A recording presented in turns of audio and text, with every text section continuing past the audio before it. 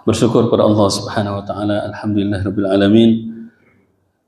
Pada pagi hari ini Allah Subhanahu wa taala berkenan mengumpulkan kita di sini di bulan Safar. Mudah-mudahan hari kita adalah hari-hari yang cerah, penuh keberkahan dan kebaikan. Kemudian kita sampaikan salawat dan salam buat junjungan kita baginda Nabi sallallahu alaihi wasallam. Allahumma salli ala Muhammadin wa ala alihi wa sahbihi ajma'in. Bapak Ibu yang rahmat Allah Subhanahu wa taala, pagi hari ini insya Allah kita akan membahas tentang surat Ali Imran ayat 7. Dan saya mengambilnya dari tesis saya ketika S2 nih, tesis saya ketika S2 dulu di Al-Azhar. 400 sekian halaman sama daftar isi dan ininya. Alhamdulillah saya merasa ini kalau didiamkan aja kayaknya nggak manfaat. Tapi kebetulan bahasanya sama. Kebetulan ada ayat yang kita bahas itu di dalam disertasi ini. Mudah-mudahan ini juga menjadi pahala bagi guru saya, bagi pembimbing saya, Dr. Salim Abdul Khalik As-Sukari dan juga Sayyid Mursi Ibrahim Al-Bayumi yang selama di Mesir, selama melakukan penelitian sudah seperti ayah bagi saya di dalam pendidikan. Bahkan luar biasanya pembimbing satu saya di disertasi tesis ini. Waktu itu saya belum terlalu pede untuk untuk maju untuk sidang. Untuk sidang di sana sidangnya sama ke sidang doktor juga walaupun cuma S2 tapi sudah sama gitu. Pasca itu sudah pokoknya bebannya berat. Ini saya menyelesaikan ini selama lebih kurang 6 tahun. Makanya kelamaan di Mesir ini 15 tahun itu salah satu gara-gara ini. Kalau nggak dipakai sayang juga ya. Habis waktu, makanya saya minta sama teman saya di Cianjur untuk kalau bisa ini dicetak aja nanti dalam bahasa Arab. Mohon doanya, mudah-mudahan Allah mudahkan. Insyaallah. Jadi pembimbing satu saya itu yang musyrif yang pertama sampai bilang begini, udah kau beri cetak aja tesis kamu, nanti saya bantu. Ya, dibantu sama dia. Dan itu salah satu keberkahan di Al-Azhar. Makanya di Al-Azhar itu memang banyak yang kalau dulu generasi sebelum saya itu jarang yang S2 lanjutkan di Al-Azhar. Karena memang banyak mati di jalan. Maksudnya banyak patah di jalan. Belum selesai udah DO gitu. Hanya bantuan Allah dan nasib aja yang menentukan. Nah, jadi alhamdulillah beliau sangat membantu termasuk ketika membimbing disertasi tesis saya juga. Beliau sangat membantu, saya berikan tulisan misalkan 10 halaman, dia balikin 15 halaman, kasih tambahan, udah masukin aja. Kurang baik apa dia, makanya mudah-mudahan ini menjadi amal jariah juga bagi beliau. Ini sedikit tentang masalah sejarah buku ini atau tesis ini. Alhamdulillah sampai sekarang masih terjaga karena belum pernah disentuh, jarang disentuh. Setelah dibuat, habis itu dibiarin. Sayang sekali rasanya. Mudah-mudahan nanti bisa berkah untuk yang ke depannya insyaallah. Jadi kita akan mengambil dari sini. Kenapa kita baca atau kenapa kita kaji surat Ali Imran ayat 7? Karena ayat di sini punya makna yang menarik. Kaitannya dengan salah satu fenomena yang terjadi. Bukan hanya saat ini saja, tapi sejak Islam ini diturunkan oleh Allah Subhanahu wa taala akan ada perbedaan pendapat, akan ada pertikaian. Kalau secara prakteknya akan ada perbedaan mazhab, perbedaan pandangan dan seterusnya. Dan ketika berbeda pendapat ada yang bijak, ada yang tidak bijak. Ada yang ekstrim, ada yang moderat, ada yang abai, nggak mau tahu. Terserahlah mau masuk neraka, mau masuk surga. Seperti misalkan Al-Murji'ah. Al-Murji'ah itu salah satu kelompok yang terserah Allah saja gitu. Irja itu artinya membiarkan kepada Allah saja. Mau dia masuk surga, mau dia masuk neraka, dia berbuat baik atau tidak berbuat baik, itu tergantung Allah saja. Jadi kalau begitu nggak ada gunanya dakwah, nggak ada gunanya hukum. Kalau Allah seandainya mau membuat dia masuk neraka, biarkan saja. Haknya Allah, makhluknya Allah, hambanya Allah, di salah satu perbedaan. Nah, maka ayat ini, sepengetahuan saya, ini salah satu ayat yang bisa dirujuk ketika kita menyikapi perbedaan yang terjadi di tengah umat Rasulullah Sallallahu Alaihi Wasallam. Ayatnya bagaimana? A'udzu billahi minasyaitonir rajim. Bismillahirrahmanirrahim. Huwa alladzi anzala 'alaikal kitaba minhu ayatun muhkamatun hunna ummul kitabi wa ukharu mutasyabihat. فأما الذين في قلوبهم زيغ فيتبعون ما تشابه منه ابتغاء الفتنة وابتغاء تأويله وما يعلم تأويله إلا الله والراسخون في العلم يقولون آمنا به كل من عند ربنا وما يذكر إلا أولو الألباب. صدق الله العظيم. Pak Nur bisa baca terjemahnya, Pak Nur? Oke, Pak Nur. Tolong Pak Nur. Dialah yang menurunkan kitab Al-Quran kepada manusia. Di antara ada ayat-ayat yang muhkamat, itulah pokok-pokok kitab Al-Quran, dan yang lain mutasyabihat.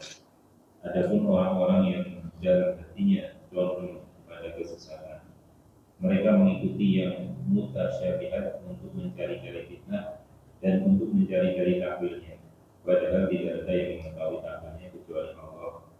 Dan orang-orang yang ilmunya mendalam berkata, kami beriman kepadanya Al-Quran, semuanya dari sisi Tuhan, tidak ada yang dapat mengambil pelajaran kecuali orang yang berkata.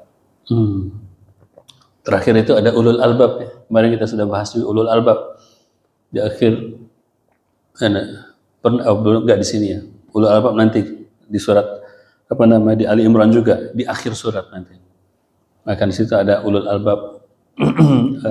Ketika kita akan bahas nanti tentang ayat-ayat Allah Subhanahu wa taala, inna fi khalqis samawati wal ardi wa ikhtilafil laili wan nahari la ayatin li ulil albab. Jadi nanti akan kita bahas, belum kita bahas di sini, di tempat lain saya bahas. Jadi seperti yang kita dengarkan tadi, kita ambil potong-potong terjemahannya.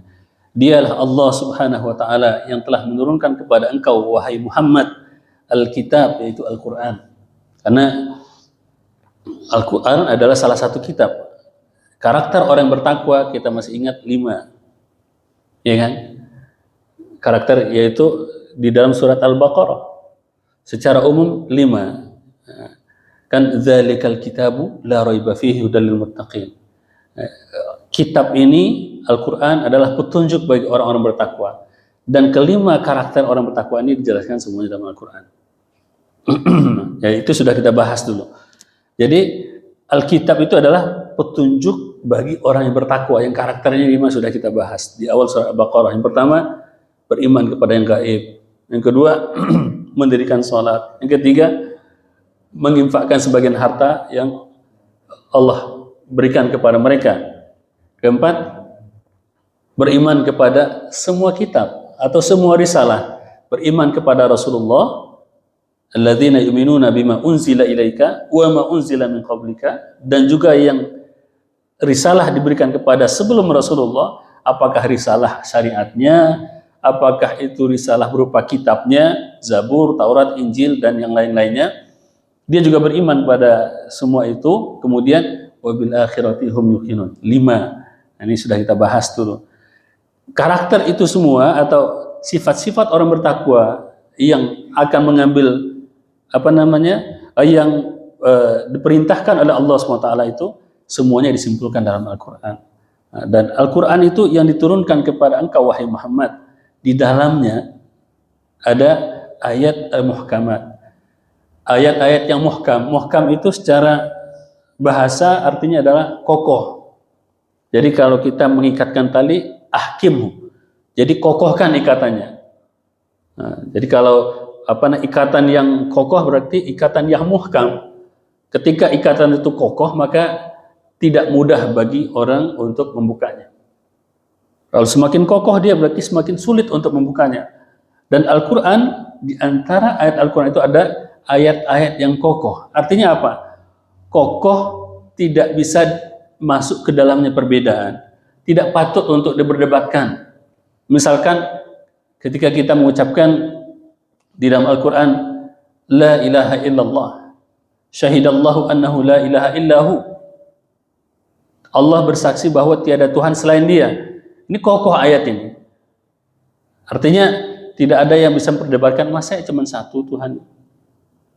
Nah, jadi kalau ada yang memperdebatkan itu, maka argumentasi dia, segala macam perkataan dia, atau alasan dia ketika dia menggugat ayat ini, maka dengan sendirinya terbantahkan. Kenapa? Ketika itu Al-Quran posisinya kokoh.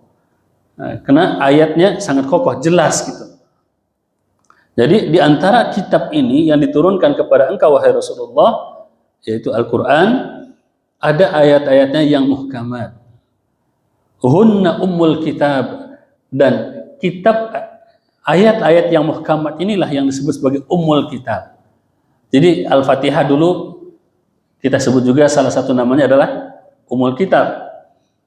Secara umum ayat Al-Quran bisa dibagi dua. Yang ayat yang pertama atau bagian yang pertama disebut sebagai ayat-ayat yang muhkamat. Ayat atau bagian yang kedua disebut ayat-ayat mutasyabihat. Ayat yang muhkamat ini dijadikan sebagai ibu secara umum. Kenapa dikatakan sebagai ibu daripada kitab ini atau rujukan daripada kitab? Kita semua kan lahir dari seorang ibu. Kan nggak ada lahir dari seorang bapak. Lahir ya. Kalau apa namanya komponen diri dia ataupun asal muasal sel dia mungkin ada, pasti ada dari bapaknya. Tapi kalau kelahiran secara fisik ya dari ibu. Dan begitu juga ketika kita membahas Al-Quran, Al-Quran itu ada yang diibaratkan sebagai ibu. Kenapa? Karena darinya muncul penjelasan tentang petunjuk-petunjuk yang jelas bagi manusia. Dan itu adalah ayat Al-Muhkamat itu. Jadi ayat Al-Muhkamat itu adalah ayat-ayat yang ibaratnya seorang ibu. Dan kalau seorang ibu, kalau kita sebagai anak, yang namanya anak ya, sebelum kita menjadi seorang remaja yang sudah mandiri, kalau sudah mandiri berarti dia sudah punya keterlepasan daripada ibu dan bapaknya. Tapi ketika dia menjadi seorang anak, ketika dia butuh makan, yang dia minta kepada ibunya. Dia butuh pelindungan, yang dia cari adalah ibunya pertama kali. Dan dari ibunya itu juga dia berasal. Artinya dia dilahirkan.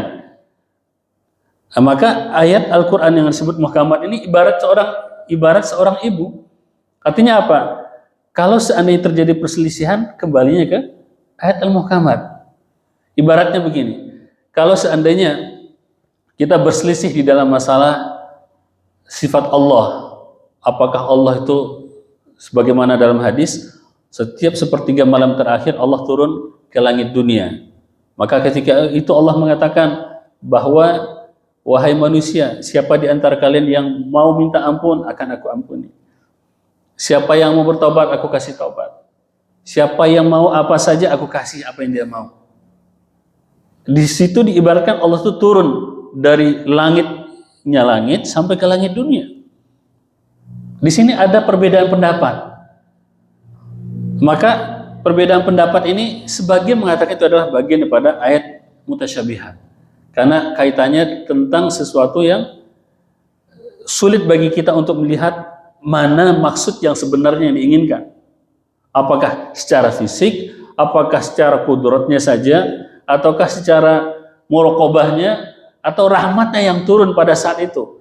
Banyak yang mencoba untuk menggali apa yang dimaksud oleh hadis ini. Akhirnya yang terjadi adalah tidak ada kesepakatan suara tentang masalah ini. Ini yang dimaksud dengan ayat mutasyabihat.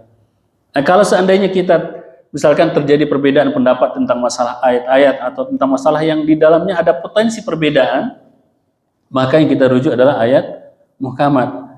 Artinya ketika kita misalkan berdebat dalam masalah ayat mutasyabihat tadi, kita rujuk saja kepada ayat muhkamat, sudah beres urusan kita.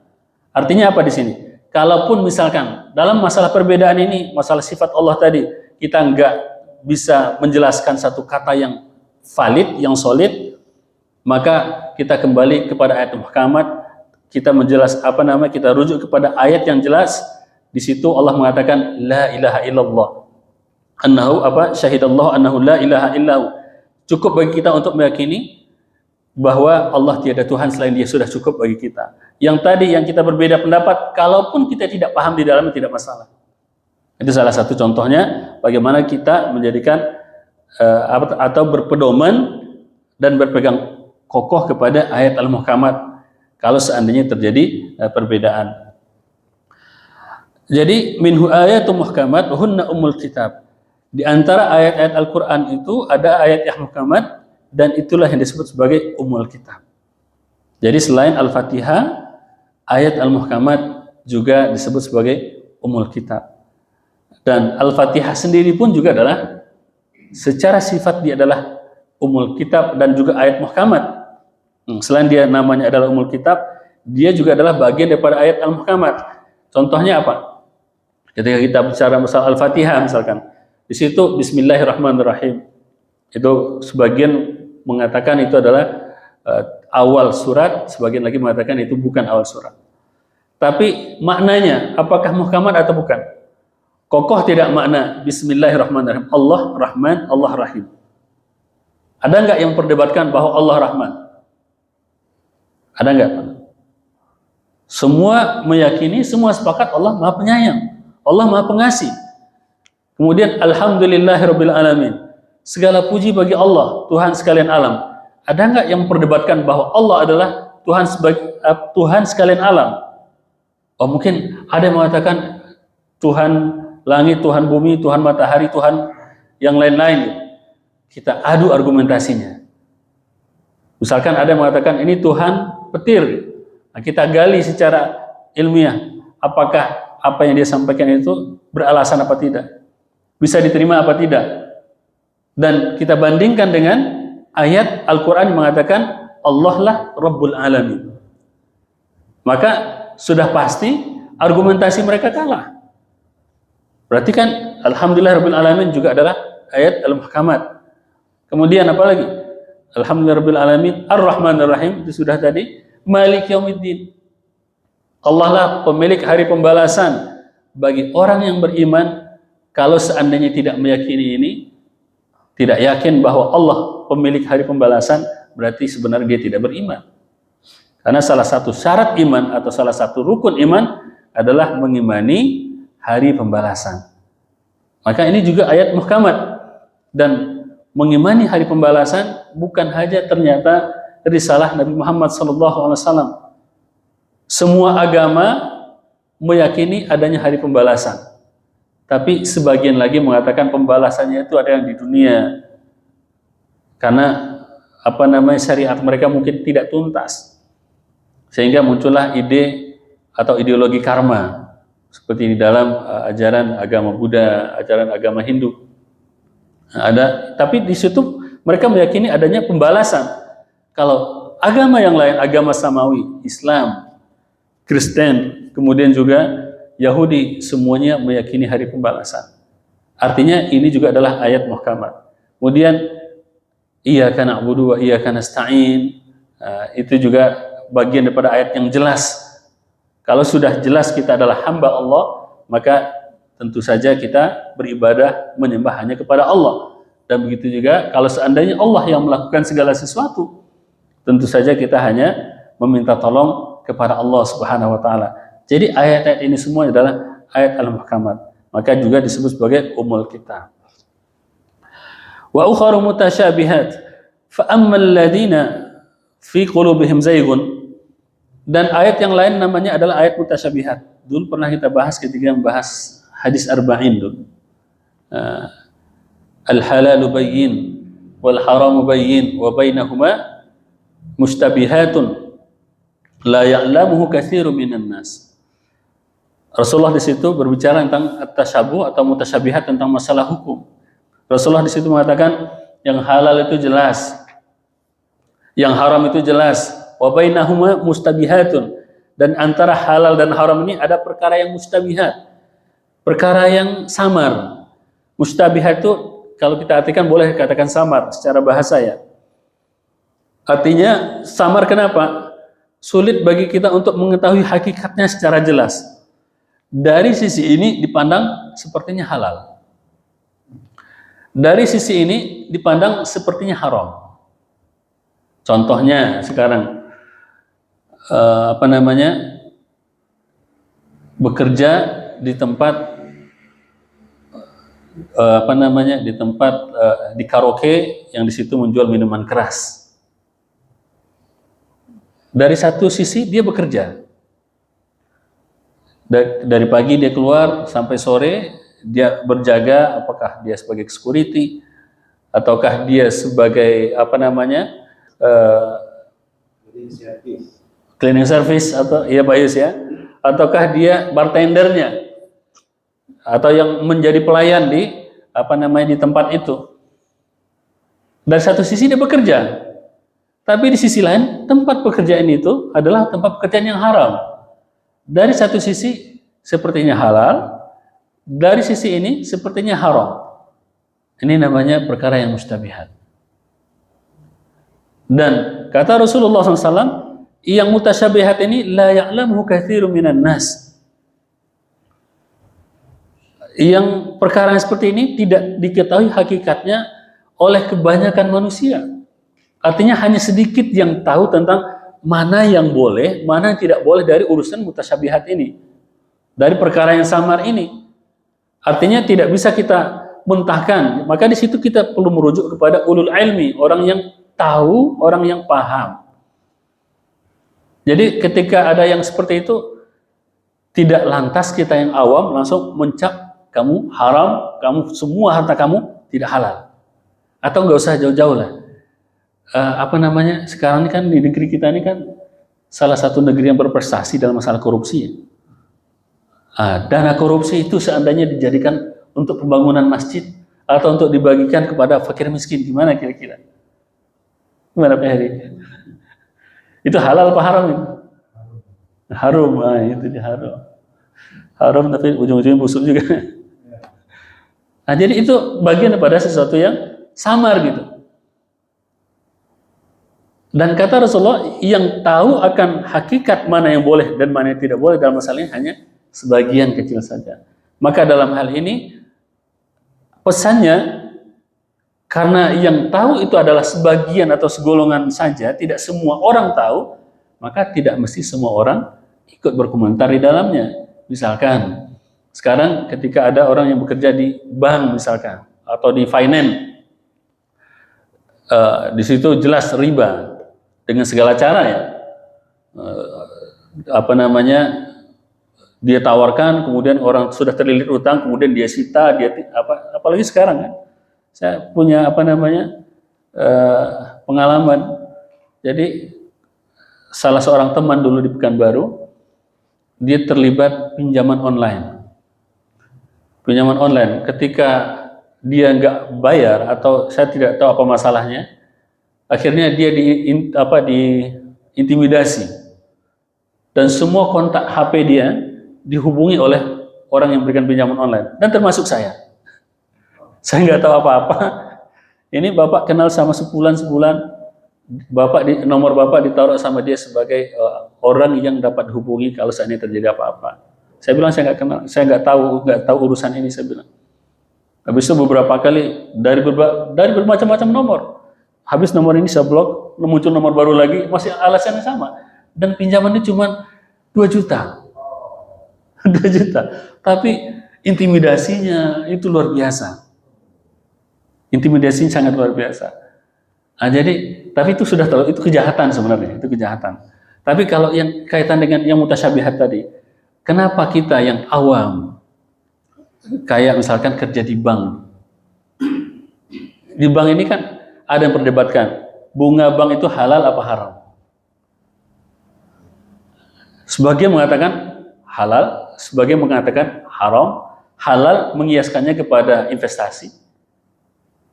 Ada yang mengatakan begitu, tapi yang haram mengatakan itu adalah bagian daripada riba, karena sistemnya simpan pinjam, setiap pinjaman yang di situ ada manfaat yang dilebihkan, maka hukumnya adalah riba. Itu dalilnya dari hadis. Kalau satu lagi mengatakan dia taruh uang, kemudian dia dapat keuntungan karena uangnya diputar, maka itu adalah bagian daripada investasi. Nah, cuman ada lagi, banyaklah permasalahannya nanti. Kalau kita yang tidak terlalu paham, maka kita tidak perlu ikut campur dalam berfatwa, baik menghalalkan secara mutlak ataupun mengharamkan secara mutlak. Nah, karena nanti rentetannya panjang. Ya, mohon maaf, terkait juga dengan masalah ya berbagai macam hal di dalam masalah perbankan juga itu banyak.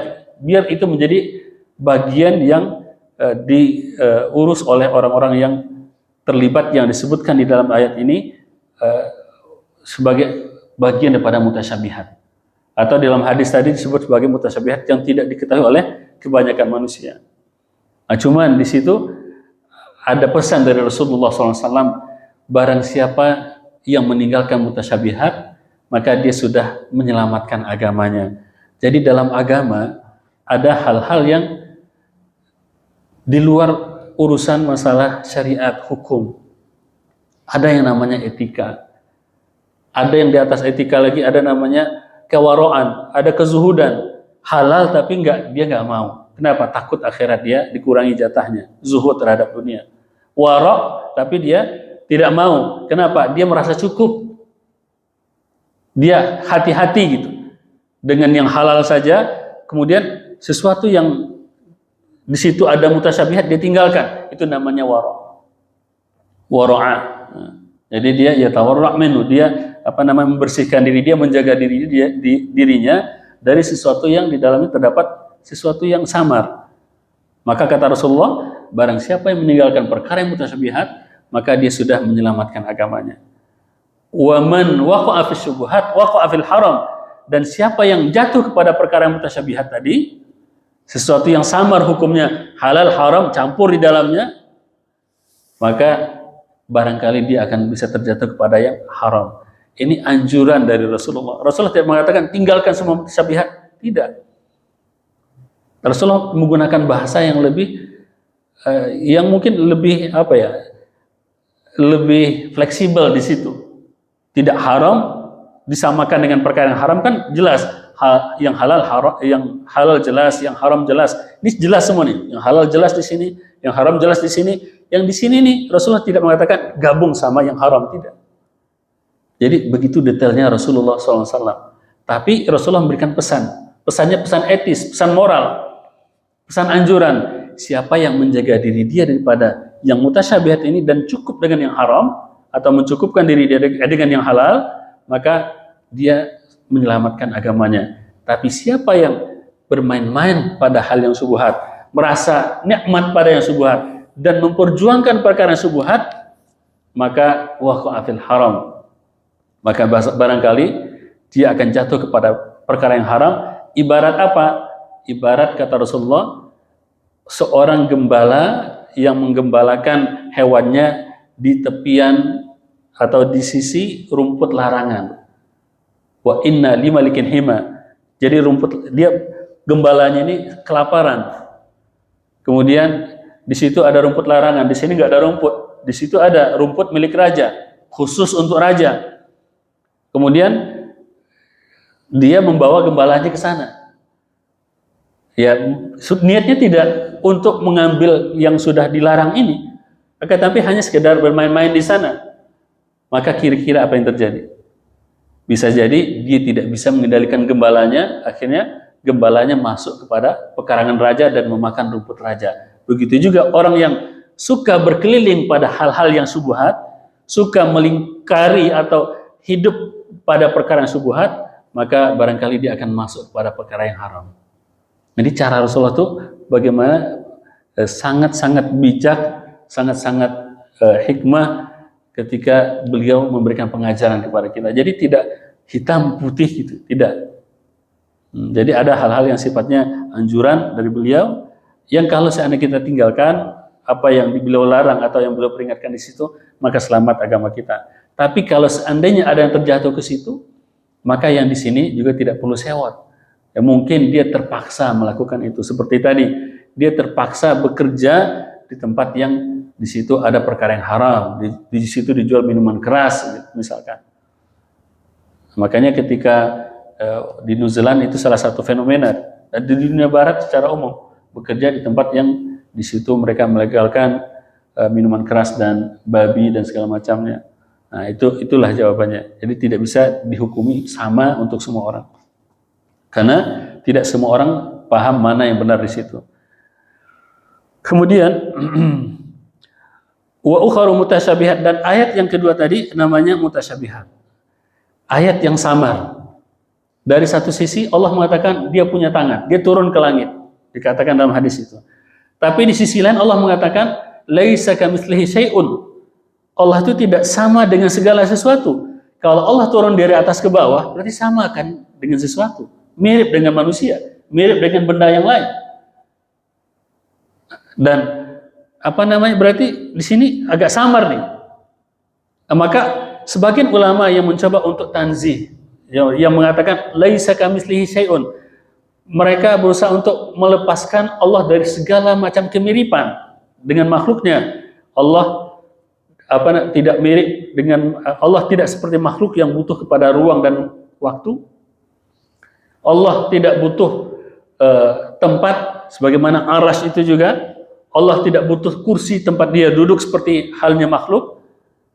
Berarti ini bagian daripada makna laisa kamitslihi syai'un, bahwa tidak ada yang sama sesuatu pun dengan Allah Subhanahu wa taala.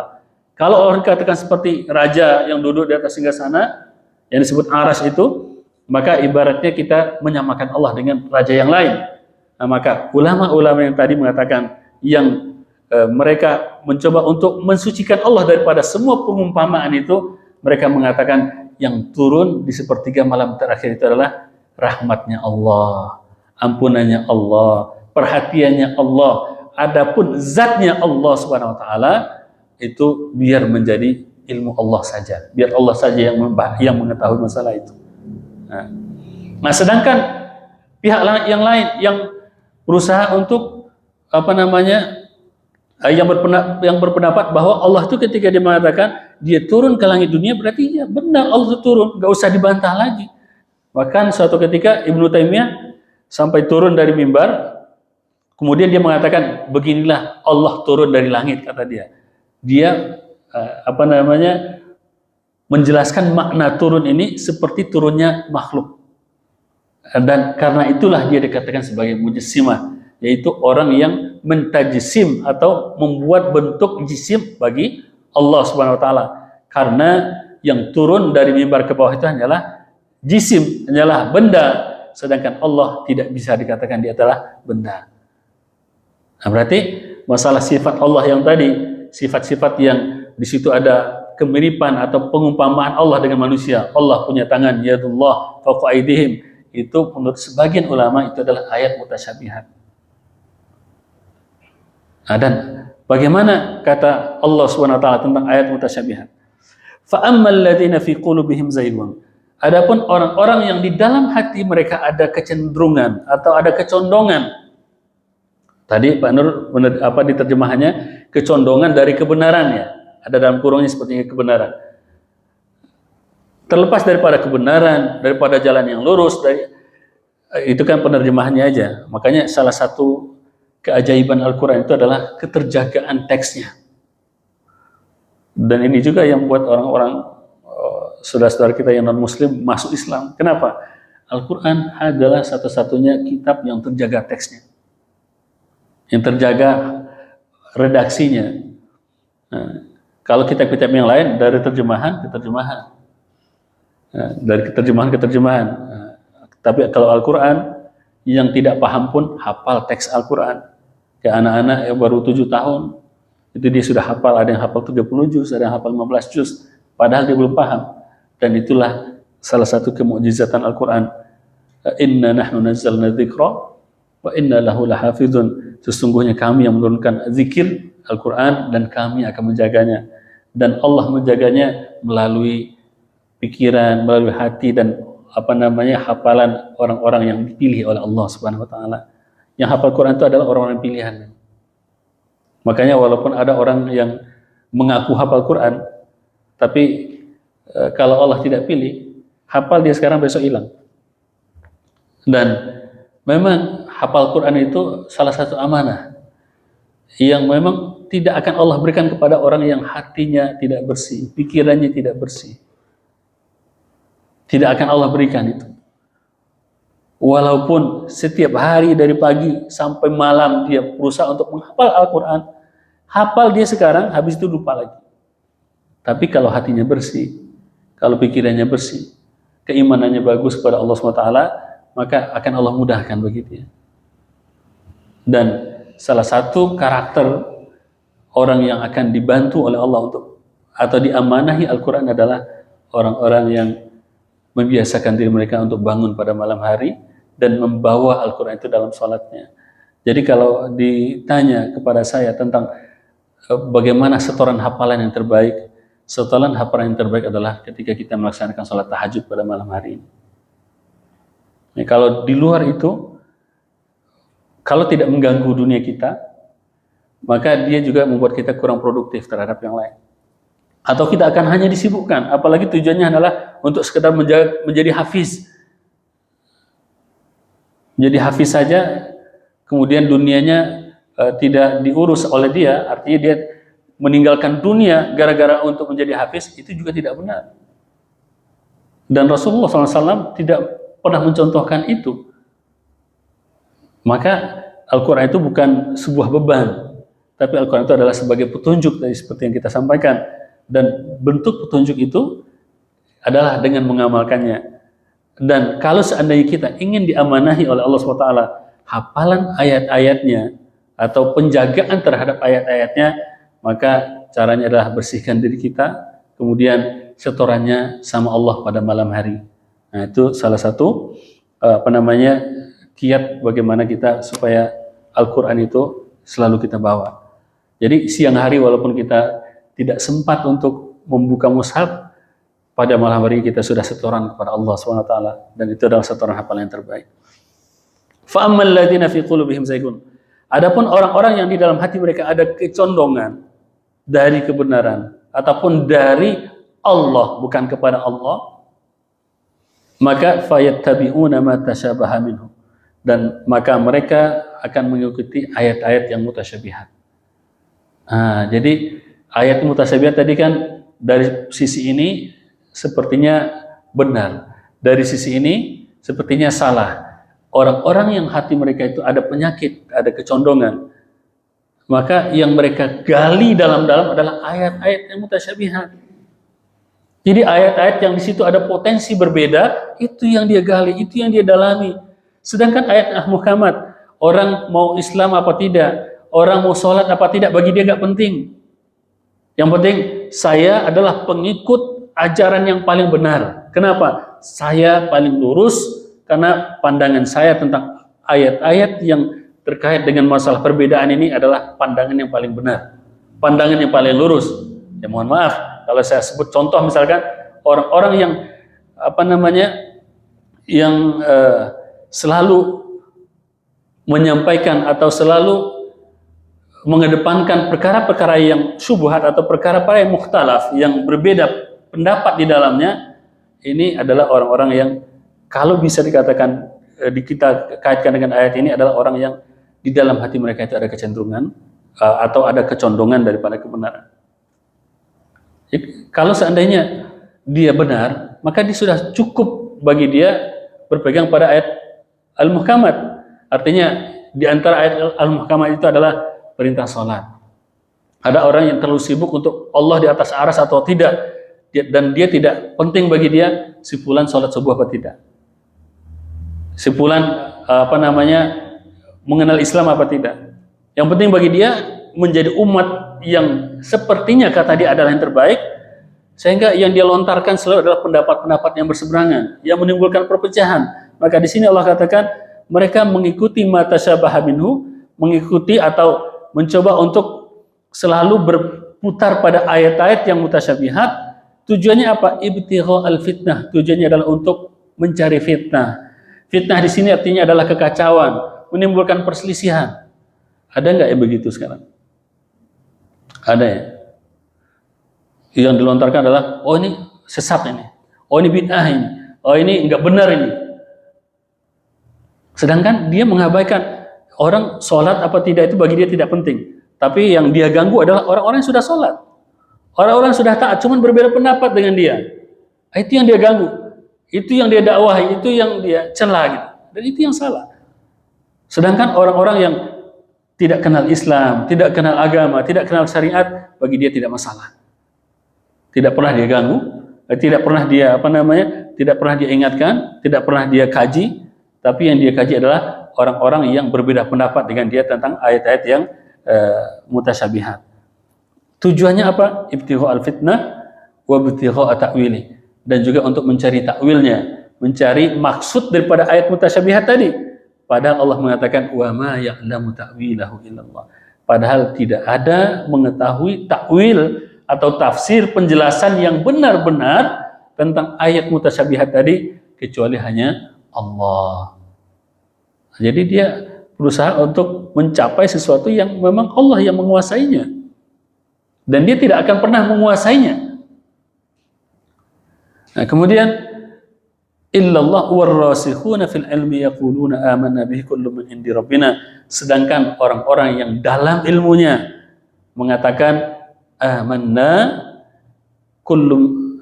bihi kullun min indi rabbina, kami beriman kepada ayat tersebut walaupun kami tidak terlalu paham, walaupun kami tidak terlalu menguasai maknanya, tapi kami beriman kepada ayat-ayat mutasyabihat tadi. Termasuk masalah Allah bersemayam di atas aras, Allah turun ke bumi, Allah turun menginjakkan kakinya di neraka, Allah punya tangan, yadullah fawqa aydihim. Bagi mereka yang dalam ilmunya, mereka mengatakan semua itu adalah ayat-ayat Tuhan kami. Kami beriman kepada semua itu, walaupun kami tidak mengetahui secara benar apa maksudnya. Kullu min indi rabbina, semua itu datang dari Tuhan kami. Wa ma yadzakkaru illa ulul arbab, dan tidaklah mau diingatkan. Kalau di sini saya terjemahkan, tidaklah mengingat atau tidaklah sadar, atau dengan bahasa lain tidaklah mau diingatkan kecuali ulul albab, kecuali adalah orang-orang yang disebut sebagai ulul albab. Ulul albab itu adalah orang yang punya hati bersih, pikiran bersih, dan mau menerima kebenaran. Itu yang disebut sebagai ulul albab. Kalau lub itu artinya adalah sanubari terdalam, hati terdalam kita. Jadi ada manusia yang tidak punya sanubari, yang tidak punya hati. Kalau ada yang tidak punya hati, berarti dia hidup ibarat benda, tidak punya perasaan. Nah, tidak punya rasa kasihan. Kalau kasihan itu kan bagian daripada hati, sulit. Ada orang yang hidup memang tidak punya hati, tapi ada sebagian orang yang disebut sebagai ulul albab itu dia bukan hanya punya hati, tapi dia juga punya sanubari yang terdalam di dalam hatinya. Itu yang disebut sebagai ulul albab. Orang seperti ini tanda-tandanya adalah dia hatinya bersih, pikirannya bersih, dan dia tahu kadar dirinya sebagaimana yang disebutkan di dalam surat Ali Imran. Yang di akhir surah Ali Imran, inna fi khalqis samawati wal ardi wa ikhtilafil laili wan nahari la ayatin liulil albab. Karakter mereka apa? Alladzina yadhkurunallaha qiyaman wa qu'udan, yaitu mereka senantiasa ingat kepada Allah. Karena hati dia sudah terpaut kepada Allah, jadi selalu ingat kepada Allah. Jadi ingat itu bukan sekedar di mulut. Banyak orang yang lisannya berzikir tapi hati dia lalai. Sehingga dia kalau nggak sempat baca subhanallah, apalagi dengan tasbih, itu tergantung berzikir dengan tasbih, dan itu fatal. Padahal mengingat Allah tuh kita nyetir, dalam hati kita zikir aja sendiri. Dalam hati kita juga kita bisa baca Al-Quran juga, zikir lah paling mudah. Ketika kita berada di pesawat, kita berada di motor, zikir itu tidak ada pantangannya. Bahkan dalam kondisi junub pun kita boleh zikir. Kalau dalam kondisi setelah berhubungan ya, kalau berhubungan nanti malah nggak jadi. Pasti setelahnya itu dalam kondisi junub kita belum mandi, zikir nggak apa-apa. Baca alhamdulillah, subhanallah, Allahu akbar. Dan apalagi dalam hati. Dalam hati, dalam segala kondisi kita bisa melakukan zikir. Maka karakter ulul albab itu adalah yang pertama, yadhkurunallaha qiyaman wa qu'udan wa ala junubihim, dalam kondisi berdiri, dalam kondisi duduk, dan juga dalam kondisi berbaring. Artinya dalam segala posisi mereka selalu ingat akan Allah SWT. Makanya salah satu hikmah yang diriwayatkan dari para ulama terdahulu, sebagian dari mereka itu ada yang ketika tidur dia bercucuran air mata karena takut kepada Allah dan istri tidak tahu. Istri tidak tahu. Jadi saking apa itu? Saking orang ini punya hati yang selalu terpaut kepada Allah. Saya bayangkan basah bantalnya gara-gara tangisannya, dan istri tidak tahu di sampingnya bahwa dia sedang menangis karena takut kepada Allah Subhanahu wa taala. Itu karakter pertama ulul albab, selalu ingat hati dia kepada Allah Subhanahu wa taala. Bahkan ketika ayat itu turun, nanti akan kita bahas lebih jauh. Ketika ayat surat Ali Imran 180 itu turun, tentang ulul albab tadi. Pada malam hari itu Aisyah ingin bermanja dengan Nabi SAW. Dipanggil oleh Aisyah, wahai Rasulullah, boleh enggak Rasulullah kita ayat tidur sekarang, saya ingin bermanja sama Rasul. Bermanja maksudnya bercerita istilahnya beramah tamah lah dengan suami istrinya. Tidak mesti hubungan seksual, tapi pokoknya bermanja-manjalah sebelum tidur dengan Rasulullah SAW. Apa kata Rasulullah ketika itu? Wahai Aisyah, bolehkah saya malam ini pada saat ini ingin berhubungan dengan Tuhan saya? Jadi ketika sebelum pada malam turunnya ayat ulul albab tadi, Rasulullah mengatakan kepada Aisyah, izinkan aku untuk saat ini tidak ke situ, tidak bermanja-manja denganmu, tapi saya ingin saat ini sujud dan rukuk kepada Allah SWT. Kemudian Aisyah mengatakan, ya Rasulullah, engkau dengan apa yang kau mau ya Rasulullah, silakan ya Rasulullah. Engkau mau itu ya, aku mau juga ya Rasulullah, silakan. Begitu Siti Aisyah. Nah, jadi kemudian Aisyah mengatakan, yang beratkan hadis ini, ketika Rasulullah sholat, Rasulullah menangis. Ketika menangis, awalnya yang basah adalah jenggot beliau, sampai basah. Ketika ayat itu turun, jenggot beliau basah, kemudian basah celana beliau, kemudian basah sampai ke lantai. Basah sampai ke lantai, lantainya juga dibasah. Sampai subuh. Ketika subuh, Bilal datang. Dan Bilal bertanya kepada Rasulullah, ya Rasulullah. Tapi sebelum Bilal datang, Aisyah mengatakan, ya Rasulullah, kenapa engkau menangis ya Rasulullah? Wa qad ghafarallahu laka ma taqaddama min dzambik. Padahal Allah sudah mengampuni dosamu yang dahulu dan akan datang. Yang sudah lewat diampuni, akan datang pun sudah diampuni. Tapi kenapa menangis ya Rasulullah? Rasulullah mengatakan kepada Aisyah, afal akunu abdan syakura. Wahai Aisyah, kenapa aku tidak menjadi hamba yang bersyukur? Kalau memang Allah sudah ampuni, ya aku ingin menjadi hamba yang bersyukur. Jadi tangisannya itu tangisan syukur. Tangisannya tangisan syukur. Kalau tangisan kita, tangisan apa? Tuntutan. Ya Allah, kenapa enggak jadi ini? Tangisan kita tangisan permintaan. Tangisan Rasulullah, tangisan syukur. Apakah karena dunia yang banyak? Enggak. Kita lebih kaya kalau masalah duit. Tabungan kita lebih banyak dibandingkan tabungan Rasulullah. Bahkan suatu ketika Rasulullah tuh keluar dari habis sholat, enggak zikir dulu, tiba-tiba langsung keluar, ngerocos gitu sampai ke dalam kamarnya, ke dalam kamar salah satu istrinya. Kemudian para sahabat bertanya kepada Rasulullah setelah beliau kembali, ya Rasulullah, kenapa ya Rasul buru-buru setelah sholat ya Rasulullah? Beliau mengatakan, saya ingat kemarin saya meletakkan uang atau meletakkan dirham di bawah bantal, ada sekian, ada 3 dirham atau berapa kata Rasulullah, dan saya tidak mau sampai besok datang kecuali saya sudah menyumbangkannya, sudah menyedekahkannya. Jadi tabungan Rasulullah itu, tabungan fisik Rasulullah itu tidak apa-apanya dengan tabungan kita. Bukan itu yang disyukuri. Bukan itu. Yang disyukuri adalah ada hidayah dari Allah SWT. Tapi kita, kebanyakan kita itu yang kita syukuri itu adalah duitnya. Agamanya jarang kita syukuri. Petunjuk yang Allah berikan kepada kita jarang kita syukuri. Sehingga kita ketika masalah harta kita bermasalah, kita langsung sedih.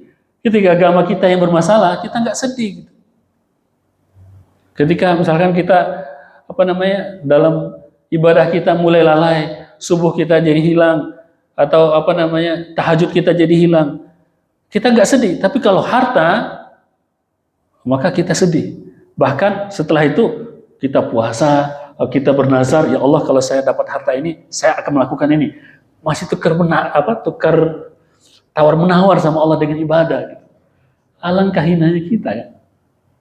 Tapi Rasulullah SAW yang disebut sebagai contoh daripada ulul albab, beliau menangis syukurnya itu bukan karena dapat dunia, bukan karena baru dapat rezeki sekian ratus miliar, sekian T gitu.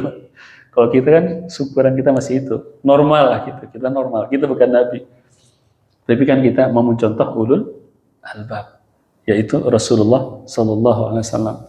Jadi ketika itu Rasul mengatakan aku melakukan ini karena bersyukur kepada Allah SWT. Kemudian ketika dipanggil oleh Bilal setelah Rasulullah selesai dan berbicara sama Aisyah, kemudian Rasulullah dipanggil oleh Bilal untuk melaksanakan salat subuh. Kemudian Bilal melihat Rasulullah menangis. Kemudian Bilal juga bertanya seperti Aisyah, ya Rasulullah kenapa engkau menangis ya Rasulullah? Kemudian Rasulullah mengatakan perkataan yang sama kepada Bilal ketika ditanya bahwa dosanya sudah diampuni dan kenapa dia masih sampai seperti itunya ibadah kepada Allah SWT. Kemudian Rasulullah mengatakan, wahai Bilal, sesungguhnya malam ini telah diturunkan kepadaku ayat, inna fi khalqis samawati wal ardi ikhtilafil laili wan nahari la ayatin li ulil albab alladzina yadhkuruna Allaha qiyaman wa qu'udan wa ala junubihim wa yatafakkaruna fi khalqis samawati wal ardi Rabbana ma khalaqta hadza batila subhanaka faqina adzabannar. Ayat ini diturunkan kepadaku malam ini demi Allah wahai Bilal, tidaklah orang yang membaca ayat ini dan dia tidak mentadaburinya, melainkan dia akan menjadi orang yang merugi.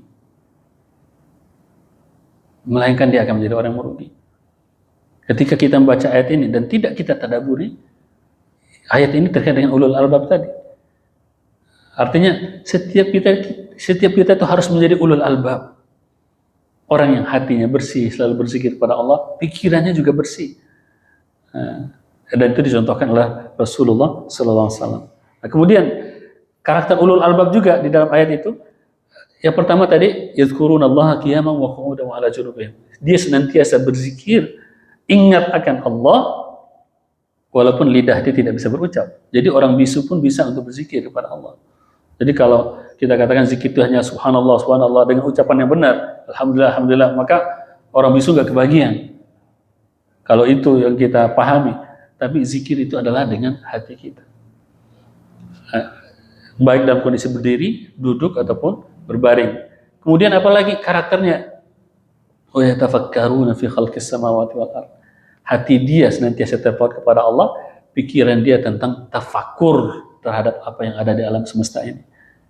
Fi khalqis samawati wal ardh, yang mana alam semesta itu adalah salah satu ayat di antara ayat Allah juga.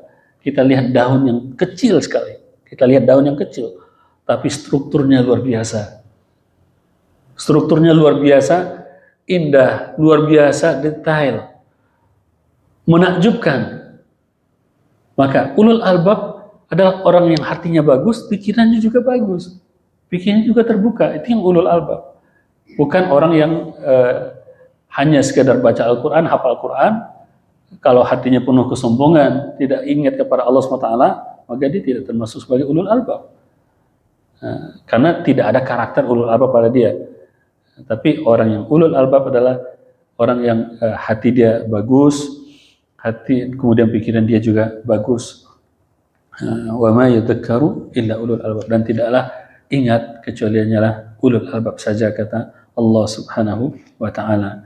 Ini beberapa makna. Dan terakhir, ini salah satu hal yang yang menjadi titik perbedaan di antara para ulama tentang ayat ini. Apakah ayat mutasyabihat itu bisa dipahami maknanya atau tidak? Ayat mutasyabihat, salah satu contohnya yang konkret, yang real pada zaman kita sekarang adalah ayat-ayat yang terkait dengan sifat-sifat Allah. Ayat yang terkait dengan sifat Allah yang diperdebatkan di tengah masyarakat. Kalau Ar-Rahman, Ar-Rahim itu kan itu sudah mutasyabihat, sudah muhkamat semua tuh, Asmaul Husna itu. Tapi ada yang terkait dengan sifat-sifat Allah yang Allah bersemayam di atas aras, yang disebut juga sebagai ayat-ayat fisik bagi Allah, ayat-ayat sifat fisik, turun dari langit, kemudian duduk di atas aras, arasnya ada di air. Nah, itu kan sesuatu yang sifatnya fisik. Penggambaran Allah dengan gambaran fisik itu adalah bagian daripada ayat mutasyabihat. Jadi ketika kita baca ayatnya di situ wa ma ya'lamu ta'wilahu illallah. Kalau ada yang buka mushaf, di situ ada tanda wakaf di situ. Pak Nur bisa buka ayat itu, Pak Nur. Yang ayat yang 7 tadi. Di situ ada tanda wakaf. Kalau nggak salah qala atau qala ya. Nah, qala itu artinya adalah wakaf aula.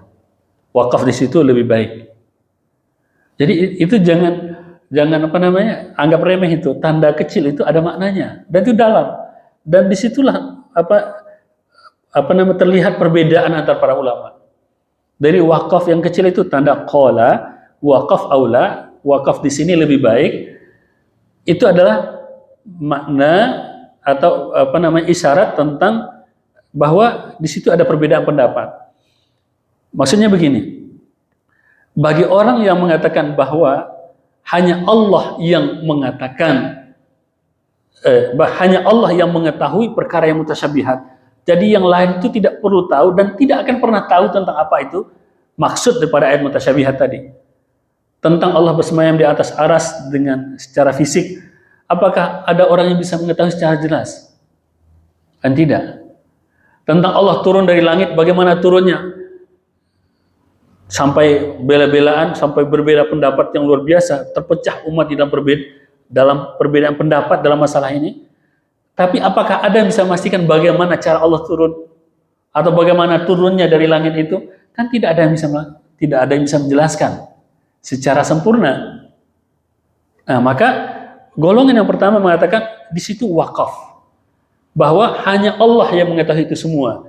Sedangkan kalian apa yang kalian lakukan? Sami'na wa ata'na, kami dengar ayat ini, kami taat apa yang diperintahkan oleh Allah dan Rasulnya, dan sudah kami paham ataupun tidak paham itu nomor sekian.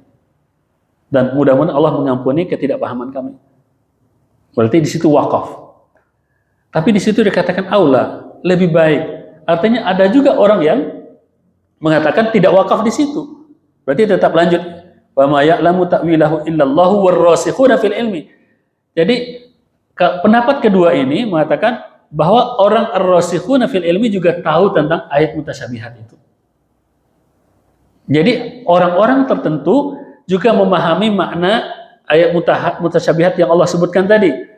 Kalau pendapat yang pertama mengatakan hanya Allah saja yang tahu. Dan mereka tidak tahu tentang apa kandungan mutasyabihat, tapi mereka mengatakan kami beriman. Pendapat kedua mengatakan bahwa selain Allah yang tahu tentang maksud mutasyabihat tadi adalah orang-orang yang rasikh di dalam ilmunya. Dalam ilmunya, tajam analisanya. Jadi ada dua golongan, ada dua yang mengetahui ini, Allah dan kelompok ini, ada kelompok ar-rasikhuna fil ilmi. Ini pendapat yang kedua. Tapi keduanya mereka, kedua yang berpendapat tadi, baik yang mengatakan hanya Allah yang mengetahui makna mutasyabihat, ataupun yang mengatakan bahwa selain Allah ayat mutasyabihat juga dipahami maknanya oleh ar-rasikhuna fil ilmi, keduanya sama-sama mengatakan sami'na wa ata'na, atau sama-sama mengatakan amanna kullu min indi rabbina. Mereka sama-sama mengatakan ayat ini dari Tuhan kami. Artinya apa di sini? Memang di sini ada isyarat bahwa ada segolongan orang yang tahu makna ini, makna mutasyabihat tadi. Tapi hanya segolongan orang saja. Sedangkan kebanyakan manusia tidak akan paham. Maka segolongan ini barangkali dia paham, tapi dia juga harus punya adab, tidak perlu dia memaksakan pemahaman dia kepada semua orang. Karena tidak akan terjangkau oleh akal semua orang. Maka di sini walaupun ada perbedaan pendapat, akan tapi keduanya bersepakat pada perkataan mereka amanna. Mereka menyerahkan semuanya kepada Allah Subhanahu wa taala dengan mengatakan kami beriman, semuanya datang dari Allah Subhanahu wa taala. Nah, di sini kita belajar bagaimana menjadi orang yang bijak ketika kita berbeda pendapat. Baik kita adalah golongan yang mengatakan bahwa ar-rasikhun fil ilmi, orang-orang yang tajam dan dalam ilmunya itu mengetahui makna mutasyabihat, ataupun kita termasuk di antara golongan orang yang termasuk generasi yang terdahulu yang tidak mau tidak mau menyemplung sama sekali dalam mutasyabihat. Baik kita dari golongan pertama ataupun yang golongan kedua, kita juga belajar untuk bijak di dalam menyikapi perbedaan. Bahwa keduanya sama-sama sepakat amanah. Mereka mengatakan amanah dengan apa yang diturunkan oleh Allah SWT. Nah, jadi itu amanahnya itu di situ muhkamat. Adapun pendapat-pendapatnya tadi di situ barangkali mereka berbeda di dalamnya, tapi di situ di amanah mereka semuanya sepakat. Nah, gitu. Allah a'lam bishawab. Mudah-mudahan bisa kita gali lebih dalam dengan diskusi kalau ada yang kita diskusikan. Waalaikumsalam warahmatullahi wabarakatuh.